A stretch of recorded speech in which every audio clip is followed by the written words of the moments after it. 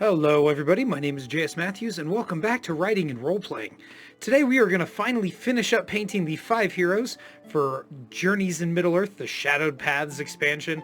And today we're going to start with the first of our last 2 characters, and this is Dis. She is a female dwarf. I know it's kind of hard to tell, you know, dwarves, male, female. It's the beards. But anyways, here's what we're going to do. We're going to start with a nice thick layer of purple paint. Now this is a mixture of purple and a little bit of crimson. I wanted it to be a little bit of a deeper, almost maroon color, so I added in quite a bit of red to it, but I think it turned out pretty good. A nice deep color. And yeah, my camera work is a little better in this video, still not great. For some reason, I really love that top right-hand corner of my camera. Not sure why. But here's what we look like. I also painted that front sort of tassel on the bottom there of her armor. But again, I really like that kind of dark purple maroon color, and it'll really pop out, especially once we take care of the armor. You can also see that I painted a layer of sort of a, I think it's Iron Warrior's iron there, and I covered all the armor with that and her hammer. But this is where I'm going to actually hit all the raised edges with Balthazar Gold. Once again, my fantastic hammer work, completely missing everything and instead focusing on a bottle of paint that's right in front of us. I'm actually really excited to try this again because now that I see all this camera work, I'm definitely knowing exactly what I'm doing wrong and how to fix it. And so next time we can see me make more mistakes, which will be super fun. But yeah, I love that color, that Balthazar Gold. It's a bit of a bronzish hue to it, and I really like that, especially with the iron. So all the lower parts of the armor, the recesses, are all the Iron Warriors. It's like a darker, almost black iron. And then all the raised portions are going to be this nice Balthazar Gold bronzish color.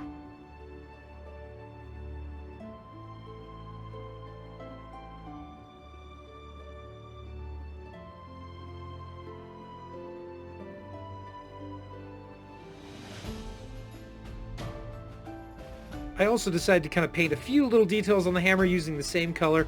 Again, I really want this to look like the hammer and the armor are all part of one set. And again, that's great for the character, but both for, you know, if I ever want to use this character in my games, that's always good for world building, you know.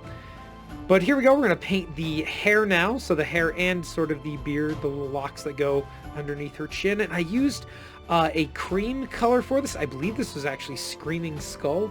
And I added a little bit of white to it just to lighten it up. But again, I'm going to do a wash over this. And then I'm also going to touch it up with some white, do a little dry brushing. And that'll make this look really good once it's done.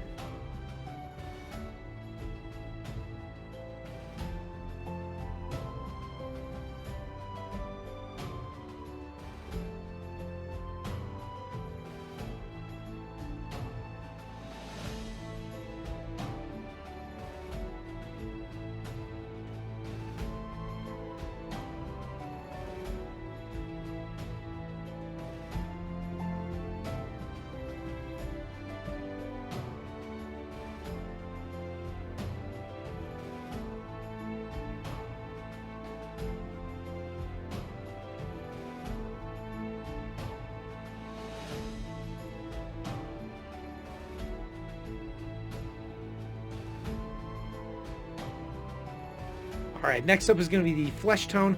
I only have one flesh tone right now. I'm kind of cheap like that. I'm going with Cadian flesh tone. And again, you can add a little white to it or a little brown, kind of darken it up a little bit, depending on what you want. In this case, I just went with the pure Cadian flesh tone. And really, the only parts of her that are going to be this is, I think, a little bit on her hands and then her face here. And again, it's pretty easy, yeah, but a little bit on the hands there. They're kind of sticking out of her gauntlets, so that kind of worked out well. Just kind of touching those up just a little bit.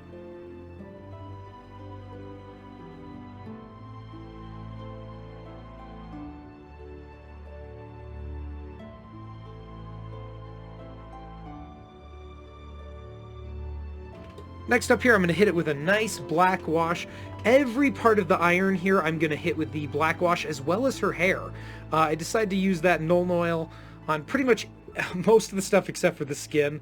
I thought that looked just fine. Also, it made it a little quicker there. Just hit it all with some Nuln Oil.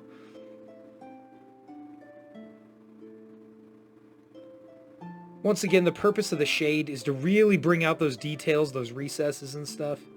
I also did her cloak with a combination of blue, it was Drakenhof Nightshade, and then a little bit of red wash from, I believe that is Army Painter's red wash.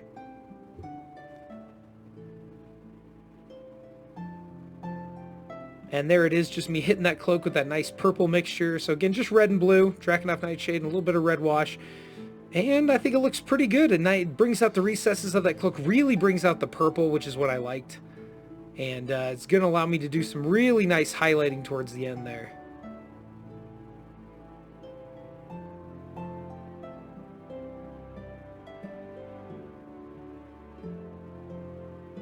Now I finally did a little bit of dry brushing just on the hair. You can tell it's very white now, just kind of dry brushed with white, so we still got those recesses. Also added in her eyebrows and even touched up the cloak there. Unfortunately, I didn't get that on camera, so that's okay though. I think it looked pretty good. You've seen me do the cloaks in other videos, and you'll see me do it in the next character here coming up. But I think this turned out really well. Our last and final character is Arwen, of course, the princess, the daughter of Lord Elrond of Rivendell. And so we're going to start here with a nice mixture of a brown and a red. Just a little bit of touch of red to the brown, just to kind of give it a little bit of an off color to it. And I don't know, I thought that looked really good according to the character card. I really liked her look in the card, so I didn't really feel like I wanted to change anything. And I just kind of, just touch my brush along those edges there. Once again, I'm doing a really great job of keeping this almost completely off the screen. I promise I'll get better. But yeah, I think the cloak looks really good. Nice little kind of reddish brown to it, looking really good there. And next up here, I grabbed a green, and this is a really nice dark green. I'll have to look at which color it is. But I decided to start hitting all of her clothing with this. That was sort of like the overgarments. So her dress here, the bottom part of her dress, and then some of her shirt as well up top. It's all going to be this kind of dark green. And again, it looks really good with that reddish brown. Kind of gives it almost like a fall feeling, which is what I always think of with Rivendell, right? Like the beautiful colors of the trees. There's some greens in there, but there's also a lot of, reds and oranges and yellows and, those beautiful fall colors. And that is Arwen. She's supposed to be a beautiful elven princess or elven maiden, and yeah, I tried to capture that in the colors I chose for this. So there we are, got the green color on there. Next up, I did some of that cream color. This is Screaming Skull, or this might have been Linen, and I added that into all of her, sort of like basically her shirt, everything that was underneath there, so her arms, and I believe I also did a little bit on her neck area where the shirt kind of comes up. And again, just be careful, just kind of drag it along there. But don't, one of the things that really turned me off to painting initially was I was really afraid of messing up. But there isn't really a way you can mess up if you're doing it this way. If you accidentally touch that cloak, just come back in with that same color and cover it up. It's not a big deal. So much better than mistakes in life, right? Just kind of cover them right up. Mistakes in life aren't that easy to cover up, so... yeah, I kind of like the painting a little better. I also got some black there, covered her hair. And as you can see, we have that sort of, I guess, tiara she's wearing, her crown, and I'm going to take care of that here in a minute. But I took a brown here. This is just a nice leather brown, and I just drag it along those, her belt and sort of like the leather belt that's hanging down. I also painted her gloves that same sort of really just straight up black, matte black. I thought that looked kind of nice, looked very regal and fancy, and she's an elf, she's got to be a little fancy there. I also took some silver here and just touched it along the top there, just along that diadem that she has on, that tiara. Then covered the face with Cadian flesh tone again. I think I added a little bit of white to it.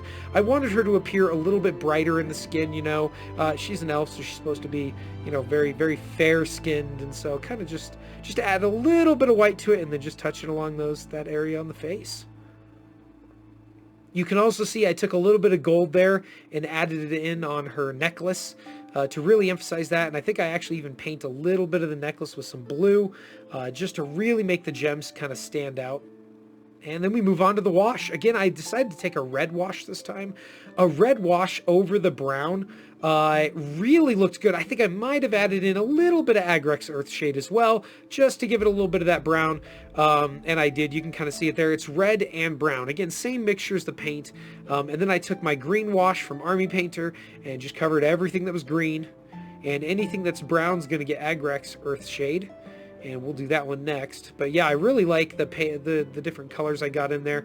That scabbard as well was a little bit of silver, a little bit of gold for the sword, and then again just the leather brown. with a tinge of red. And you can see there I did paint her jewel blue. Again, I thought that looked really good. The even star, the necklace that she has, that really makes it stand out. And I'll add a little bit of white touches to it just to kind of make it look like it's shiny. But a little gold, little blue makes it go a long way. And those shades, oh man, they look great. But they do kind of darken things up a bit, so I came back in with that same green, and just each layer, I just added a little bit of a lighter green to it, and I just drag it along the raised areas of the model. As you can see there, I just drag it along those raised areas, and that leaves the recesses that nice green, while giving us a very faded, bright color coming up to the top. And you can see it there, really looks good. I really like that. That technique of just kind of getting a little bit of a lighter color and touching it up. You see me do it here on her arms as well. It really adds a lot to your characters, and it doesn't take very long. I probably wouldn't do this on all of the, little villains and minions and stuff, but definitely on my main characters, I'm going to highlight those areas and really bring out those recesses and the raised areas and separate them using the color. And I do the same thing here again with the cloak, just drag it along those raised areas. Again, man, I'm someone who really, it took a while to get into painting because I was so afraid of messing up.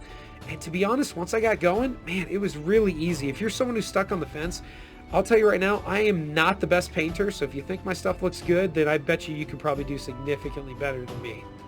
But here is kind of the finished product, looking really good. Here's a much better picture of it. And yeah, I really, really like the way she turned out there. I love that necklace and the diadem and all that. Looks really good. Really good. Anyways, if you guys enjoyed this, I would love to hear you in the comments letting me know what you thought of this series. I'm going to be doing plenty more painting. I'm planning on doing some painting for the Darkest Dungeon board game, so I'll probably get that going on here in just a little bit, probably be a little while. I need to finish up a couple other things I'm working on, but overall, these models were fantastic. So much fun to paint, lots of details, and honestly not that hard, especially for if you're a beginner painter. Grabbing this board game and painting these minis is a great way to get started. It worked really well for me, and honestly, if you're on the fence, this is something you should try. Anyways, thank you all for checking my videos. If you enjoyed this, leave a like, maybe even subscribe. I got plenty more stuff coming your way, and I would very much appreciate it as well. It takes a long time to make these videos, and yeah, I really enjoy it. I'm looking forward to making some more. Anyways, hope you all have a great day. Thanks again for checking my videos, and good luck with all your writing and role-playing.